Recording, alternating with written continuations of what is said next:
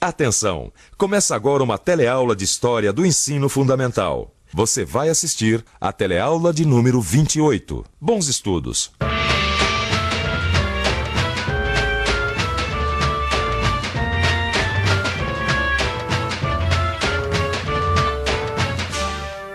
Oi, oi. O que você está fazendo aqui na fila? Vim tirar a carteira de trabalho. E você, o que está fazendo aqui? Também vim tirar a carteira de trabalho. Para que serve a carteira de trabalho? É uma garantia que a gente tem para o futuro. Bom, você deve estar se perguntando o que a carteira de trabalho faz na nossa aula de hoje. É muito simples. Essa carteira tem história. E nós vamos ver como e quando ela apareceu no nosso país. E também como ela foi usada por 3 importantes personagens da nossa história: o governo, o trabalhador e o empresário. Que droga! Esse pessoal continua lá embaixo. Não arreda o pé. Ô, Dona Prímula, por favor, que horas são? É 17 horas, meu ministro. 17 horas e eles ainda não chegaram. Eu não aguento mais isso. Dona Prímula, por gentileza, me ligue pro representante dos empresários. De novo? Eu já liguei umas 18 vezes. Dona Prímula, por gentileza, colabore. Pois não. Bom, enquanto a Dona Prímula dá esse telefonema, deixa eu explicar uma coisa pra vocês. Isso aqui não é de verdade, não. Nós não estamos fazendo uma reconstituição histórica, tá certo? Na verdade, nós estamos fazendo esse teatrinho só para que vocês compreendam que o governo brasileiro, nos anos 30, tinha uma batata quente nas mãos. Ah, isso tinha. A batata quente, ou seja, o problema sério que o governo tinha nas mãos naquela época, tem tudo a ver com essa carteira aqui. Na década de 20, os trabalhadores pressionavam por direitos sociais e o governo precisava criar leis e instituições que organizassem a vida dos trabalhadores e dos empresários. Mas será que as pessoas sabem o que isso significa? Deixa eu dar uma olhada. Oi, você jovem futura trabalhadora, faz de conta que você acaba de conseguir seu primeiro emprego e sua carteira de trabalho já está assinada. Quem pode garantir que seus direitos de trabalhadora vão ser respeitados? Bom, as leis trabalhistas, né? A Justiça do Trabalho. O sindicato. Os empresários se organizam. Foi para organizar os sindicatos que o governo apresentou, lá naquela época que nós estamos estudando, a lei de sindicalização. Alô? É da Associação dos Empresários? Aí, um minutinho, por favor, que o senhor ministro do Trabalho vai falar. Alô?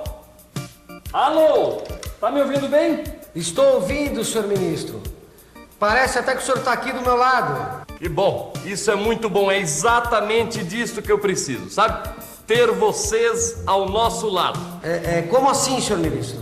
Como assim? Olha, nós precisamos fazer um acordo com vocês, empresários, e com os trabalhadores. Nós queremos todas as categorias profissionais participando do nosso esquema de sindicalização. Sim, a lei já está pronta. Agora o que vocês precisam fazer é colaborar conosco na questão dos direitos trabalhistas. Mas nós queremos cooperar com o governo, senhor ministro. Mas veja bem, se nós tivermos que reduzir a jornada de trabalho para 8 horas, pagar salário mínimo, pagar benefícios sociais, tudo ao mesmo tempo, nós vamos quebrar, senhor ministro. Mas vocês, empresários, têm que compreender o seguinte: a única maneira de nós colocarmos o Brasil nos trilhos é através dos direitos trabalhistas e do controle dos sindicatos, entende? Eu entendo. Quer dizer que o governo vai controlar todos os sindicatos? Exatamente. Sim, porque senão começam a surgir os sindicatos independentes e a bagunça política toma conta do Brasil. E aí, adeus progresso, adeus indústrias. Não, justamente a lei de sindicalização vai servir para organizar os sindicatos dos patrões e os sindicatos dos trabalhadores de maneira controlada. Só assim o governo vai poder manter a ordem. Eu entendo, mas, senhor ministro, o que diz exatamente essa lei? Olha, tá aqui, eu vou ler para você. A lei diz o seguinte, que os sindicatos patronais e os sindicatos dos operários serão órgãos de cooperação com o poder público. O Estado estará no controle de tudo. Sei. O Estado forte e os sindicatos atrelados ao governo. Foi um fato marcante para o movimento operário a existência dessas leis, em que pese ter vindo sob a orientação dos italianos fascistas, através da Carta de Lavoro, mas as conquistas asseguradas por lei eram aspectos positivos que até hoje muitos não esquecem. Por outro lado, ele criou um sindicalismo assistencialista, corporativista e atrelado ao Estado. Isto é, os sindicatos não podiam funcionar com essas amarras que o Estado impunha. Uma estrutura sindical ela tem que ser organizada de acordo com a vontade dos trabalhadores.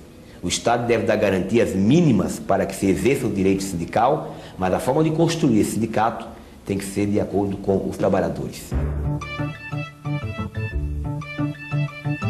Companheiros trabalhadores, nós estamos vivendo um momento histórico muito importante.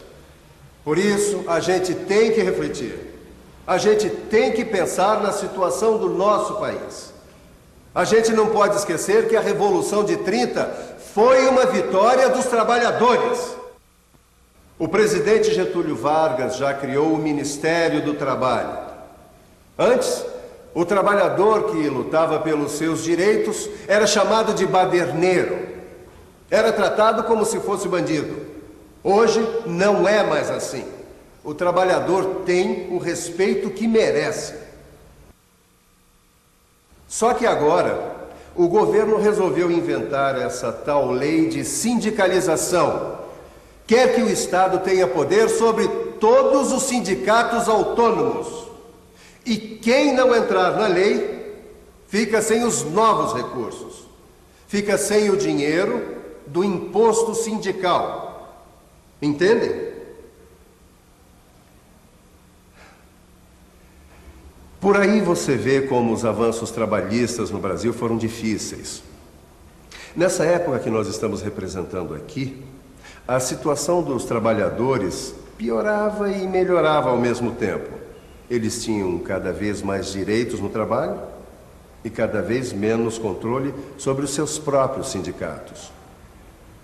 Eles ganhavam mais benefícios e perdiam poder. O governo Vargas anuncia mais uma reforma nas leis do trabalho. É a implantação da carteira de trabalho no Brasil. Ela será mais uma garantia ao trabalhador brasileiro. E vem se juntar às muitas conquistas trabalhistas do país. Já tivemos a regulamentação do trabalho feminino, a regulamentação do trabalho do menor de idade, a jornada de 8 horas.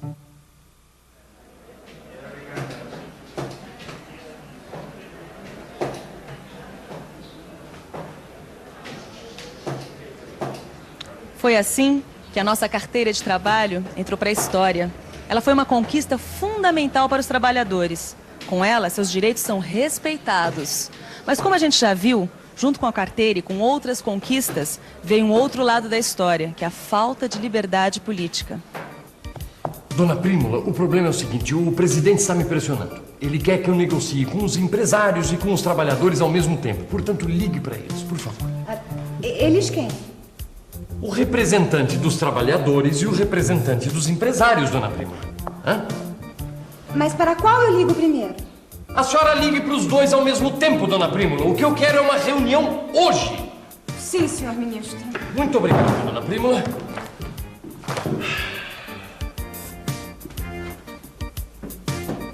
Senhor ministro, eles já estão aqui. Ô, Dona Prímula, agora eu senti firmeza, hein? Vou até pensar num aumento aqui para a senhora. Ele diz isso para todas, mas carteira assinada que é bom. Eu posso mandá-los entrar? Sim, lógico, por favor. Obrigado. Por favor.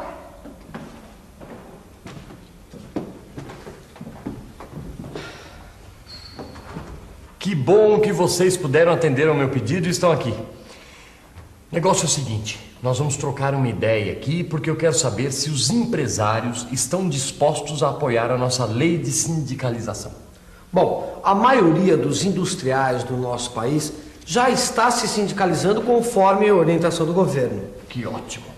Muito bom. E os trabalhadores? Nós também estamos nos sindicalizando conforme a nova lei do governo. Excelente. Agora o Brasil vai para frente. Nós, empresários, estamos inclusive dispostos a participar diretamente na elaboração das leis, das comissões do governo e tudo mais. Nós queremos ajudar. Certo? Nós também. Mas tem o seguinte, nós queremos que a lei de acidentes no trabalho seja reformada. E o que o empresariado pensa a respeito? Nós somos favoráveis. Favoráveis. Mas não agora, creio. Não, mas como assim? Peraí, Porque nós achamos que o mais importante agora é a Assembleia Nacional Constituinte, que tem que sair até 1934, vocês não acham? Mas quanto a isso, nós também temos interesse. Nós queremos que as leis trabalhistas sejam garantidas na nova Constituição do Brasil. Ah, e elas serão. E elas serão, tenha certeza. A Assembleia Constituinte do Brasil acaba de ser eleita. Pela primeira vez na nossa história, a votação foi secreta. Até as mulheres, que nunca tinham votado nesse país, foram às urnas. Os constituintes eleitos devem aprovar uma série de reformas modernizadoras. Os direitos sociais, como o salário mínimo, a jornada de 8 horas, as férias anuais.